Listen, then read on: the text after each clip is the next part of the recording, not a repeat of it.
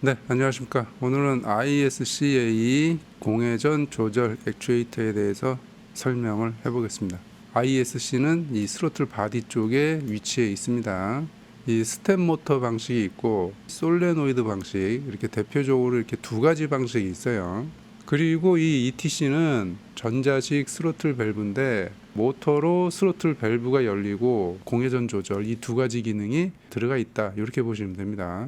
오토바이에서 많이 사용하는 이 스텝 모터 방식, 그리고 자동차에서 많이 사용하는 솔레노이드 방식, 이 두 가지를 좀 설명을 해보겠습니다. 지금까지 이런 여러 가지 센서에 대해서 설명을 해드렸는데, 센서를 통해서 여러 가지 정보를 수집한 거는 저번 시간에 얘기했듯이 인젝터를 통해서 정확한 연료량을 분사하기 위해서 이런 정보 수집을 한다고 했죠. 그 다음에 점화 코일을 통해서 점화를 시키는 거, 요거까지 설명을 드렸고, 그 다음에 이 정보를 통해서 IACV 공회전 조절을 한다, 이렇게 보시면 됩니다. 대략적인 구조를 설명드리면 요게 이제 스로틀 밸브고 요게 이제 스로틀 바디예요. 그리고 이제 인젝터가 이제 연료 분사를 이렇게 하죠. 그런데 이 스로틀 밸브가 이렇게 닫혀 있을 때 공기가 들어갈 수가 없잖아요. 막혀 있어서. 스로틀 밸브가 닫혀도 공기가 들어갈 수 있게 이 스로틀 밸브 앞뒤로 이렇게 구멍을 뚫어 가지고 바이패스 통로를 만들어 놓은 거예요. 이렇게.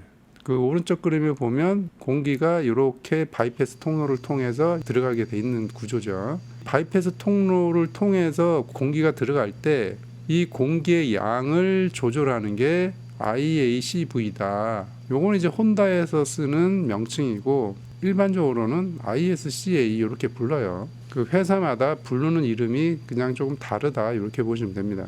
바이패스 통로의 공기량을 조절하는 방식이 두 가지가 있어요.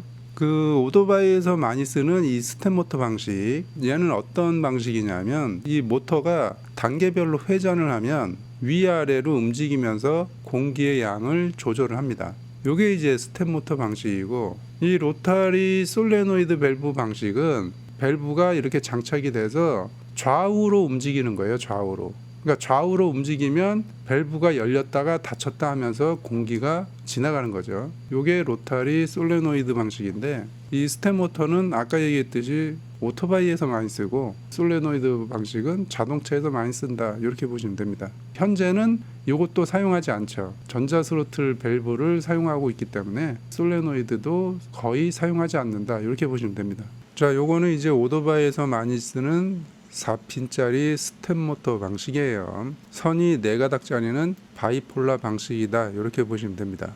이 회로에 대해서 잠깐 설명을 드리면, 이 4가닥짜리 스텝 모터는 H 브릿지 회로를 2개를 사용을 합니다. 그러니까 이 H 브릿지 회로는 ECU 안에 있는 거예요.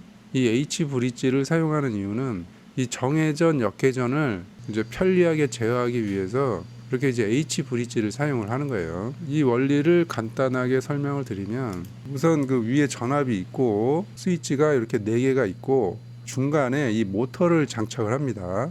이 모터를 장착을 하고, 이 상태는 이제 스위치가 전부 오프된 상태니까 모터가 돌아가지가 않겠죠. 여기에서 2번과 3번 스위치를 온하게 되면 어떻게 되느냐 하면 전류가 이렇게 흐릅니다.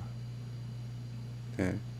2번 지나서 모터 지나서 3번 지나서 이제 접지로 빠지는 거죠. 그럼 이쪽이 모터가, 이쪽이 이제 플러스가 되고 이쪽이 마이너스가 되는 거죠. 회전은 이쪽 방향으로 도는 거고, 이제 반대로 1번과 4번 스위치를 온하게 되면 전기가 1번 지나서 모터를 지나서 4번 지나서 접지로 빠져요.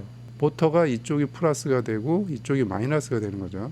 모터 방향이 오른쪽으로 회전을 하는 거죠. 이렇게 H 브릿지를 사용하면 모터의 방향을 계속 바꿀 수가 있어요. 정방향, 역방향으로 수시로 바꿀 수가 있다. 요걸 이제 코일이 2개이기 때문에 이 H 브릿지가 2개가 들어가는 거고, 실제 ECU 내부는 스위치가 아니고 트랜지스터가 제어를 합니다. 트랜지스터가 스위치 역할을 하는 거예요. 베이스에 신호를 주는 거는 ECU가 알아서 하는 거죠. 이 신호가 뭐 길게 들어가는 게 아니고 짧게 주면서 이 모터를 단계별로 회전을 시키는 거예요. 이 펄스 신호를 받아서 정해진 각도 스텝만큼 회전을 하는 거예요. 이 회전 각도와 속도는 펄스 신호에 따라서 정해진다. 이렇게 보시면 돼요. 4핀 스텝 모터 방식 점검은 어떻게 하느냐? 만약에 1번과 2번 코일이 이렇게 연결이 돼 있고 두 번째 코일이 3번과 4번에 이렇게 연결이 돼 있다고 하면 그 1번, 2번 코일의 저항을 측정하면 되는 거예요. 그리고 3번, 4번 코일의 저항을 측정하면 되는 겁니다. 1번과 2번이 묶여 있는지 3번과 4번이 묶여 있는지 요걸 이제 확인을 하려면 통전 검사를 해보면 알아요. 그 멀티 테스터기로 통전 테스트를 해보면 1번과 2번이 묶여 있으면 이제 B 소리가 날 것이고 만약에 1번과 4번이 묶여 있다 그러면 1번과 4번에서 이제 B 소리가 날 거예요. 통전 검사로 코일이 어떻게 묶여 있는지 요거를 찾을 수가 있어요. 저항이 규정값에 있는지 요거를 우선 확인하시면 되고 그 다음에 이제 파형을 측정해 보면 되는데 오토바이에서는 뭐 파형 측정에 관한 데이터가 전혀 없기 때문에 직접 측정을 해서 확인을 해봐야 되는 거예요. 그 다음에 이제 6핀짜리 스텝 모터 방식은 이제 유니폴라 방식인데 요거는 이제 93년도 소나타 2에서 사용되는 방식이에요. 그러니까 현재는 사용하지 않고 있다. 이렇게 보시면 됩니다. 메인 전원이 이렇게 두 개가 들어오고 첫 번째 코일, 두 번째 코일 이렇게 있는데 요거 같은 경우는 전원 전압, 전원 전압은 여기 2번, 5번 여기서 전원 전압을 측정하면 되죠. 키온일 때는 배터리 전압이 올 것이고 시동을 걸면 이제 발전기 전압이 들어오겠죠. 저항 같은 경우는 3번과 1번을 찍고 그 다음에 4번과 6번을 찍으면 되는 겁니다. 저항 값이 정상 범위에 있는지 확인을 하면 된다. 이렇게 보시면 됩니다. 요건 이제 93년도잖아요. 현재 사용하지 않습니다. 과거에 이런 방식을 사용했다. 요거만 알고 계시면 됩니다. ETC 사용하기 전에 가장 많이 사용했던 게 이 3핀 솔레노이드 방식이에요. 요거는 이제 메인 전원이 들어오고 모터에서 이제 열림 제어, 닫힘 제어를 하는 거예요. 요것도 마찬가지로 펄스 신호로 열림과 닫힘을 제어를 합니다. 솔레노이드 방식은 어떻게 점검을 하느냐? 기본적인 저항을 측정을 해봐야 되겠죠. 구조를 설명드리면 1번이 열림 제어, 여기 3번이 닫힘 제어, 2번이 메인 릴레이를 통해서 전원이 들어오는 거예요. 저항 측정은 1번과 2번, 그 다음에 2번과 3번 이렇게 측정해서 정상 범위에 있는지 확인을 하면 되고 전원 전압은 메인 릴레이에서 들어오는 2번 이쪽 포인트에다가 찍어서 전원 전압이 들어오는지 요거 확인을 하면 됩니다. 그 다음에는 이제 파형을 측정을 해서 정보를 얻어야 되는데 그 오실로스코프로 열림 제어, 닫힘 제어 부분에 찍어서 이제 파형을 보면 돼요. ISC 쪽에 1번, 3번 이쪽에서 찍어도 돼요. 라인이 정상적이면 이쪽 포인트에서 찍어도 되고 이쪽 포인트에서 찍어도 되고 이 포인트는 찍기 편한 위치에 있는 포인트에서 찍으면 된다.